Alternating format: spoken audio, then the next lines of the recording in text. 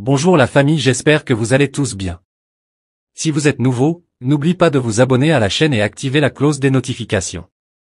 Merci. Donc, la Turquie se propose en médiatrice entre le Rwanda et la RDC à la demande du président Kagame. Plus aucun doute, hein. Paul Kagame a définitivement tiré un trait sur le processus de Luanda. L'Ukraine vous a dépassé, la Palestine vous a dépassé, et maintenant, c'est en Afrique que vous prétendez pouvoir résoudre des conflits bien plus complexes que de simples querelles. En réalité, c'est toute une mafia internationale qui s'est liguée en RDC pour piller ce pays, le plonger dans l'instabilité et exploiter ses ressources à leur profit. L'Union européenne ou les Occidentaux concluent des accords avec le Rwanda sur des minerais stratégiques que ce dernier ne possède même pas. Et, en échange, le Rwanda s'engage à intensifier le pillage de la RDC pour répondre à la demande de ses clients et de ses partenaires. Ces ressources sont aussi vitales pour maintenir la compétitivité des entreprises technologiques et militaro-industrielles américaines.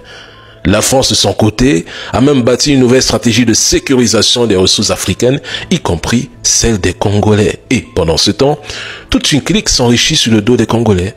Et voilà que la Turquie vient nous expliquer qu'elle veut jouer les médiateurs, alors qu'en réalité, elle cherche simplement à grignoter sa part là où ses amis occidentaux se servent déjà. Et monsieur Erdogan, allez vous occuper de la Syrie, c'est encore mieux. C'est encore mieux. Suivez attentivement cette vidéo, s'il vous plaît. Vous comprendrez les principales raisons pour lesquelles les puissances occidentales empêchent les pays africains de se développer correctement.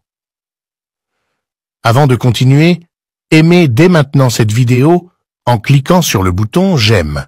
Cela montre à YouTube que la vidéo vous apporte une information utile et elle sera proposée à d'autres personnes. N'hésitez pas à partager cette vidéo sur Facebook et WhatsApp pour ouvrir les yeux au maximum d'Africains. Merci pour votre soutien. Poursuivons maintenant. La famille Donald Trump accuse Zelensky d'être en partie responsable de la guerre en Ukraine. Autre déclaration clé de Donald Trump. Zelensky veut parvenir à un accord maintenant car il en a déjà assez. Il combat un adversaire beaucoup plus grand. Les États-Unis ont dépensé 200 milliards de dollars de plus que l'Europe parce que Joe Biden n'a jamais demandé à l'Europe de contribuer davantage. En fin de compte, c'est une guerre qu'il faut arrêter. L'Ukraine est dévastée à cause de cela. Mesdames et messieurs, ce ne sont plus seulement les pro-russes ou comme vous aimez nous appeler, les propagandistes radio-Kremlin qui le disent. Ah non, c'est désormais Donald Trump lui-même. Entre SCI qui nous fait croire que Donald Trump souhaite prolonger le conflit en Ukraine et Trump lui-même qui affirme le contraire, expliquant qu'il était inimaginable pour lui que l'Ukraine puisse gagner cette guerre, il serait temps que certains trolls se remettent sérieusement en question. Russophobe ou pas, Donald Trump et Poutine finiront par se rencontrer loin des Européens. Et au vu de la posture de Trump, disons-le clairement, les 20% des territoires ukrainiens conquis par la Russie sont une réalité qu'il faudra accepter. En fait, Trump veut pousser Poutine à cesser les hostilités pour entamer des négociations. Une idée que Vladimir Poutine refuse catégoriquement par crainte d'être dupé. Et c'est logique. Nous avons le résultat après la chute de l'Union soviétique. De toute façon, cette guerre inutile n'a fait qu'affaiblir l'Europe, tout en offrant au Sud global une opportunité de s'affranchir de l'impérialisme.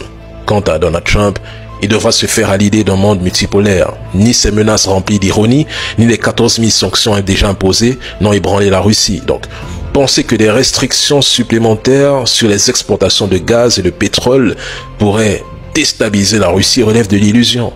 Ces mesures ne feraient plutôt qu'asservir l'Europe à Washington. C'est une réalité qu'il faut prendre en compte. See you.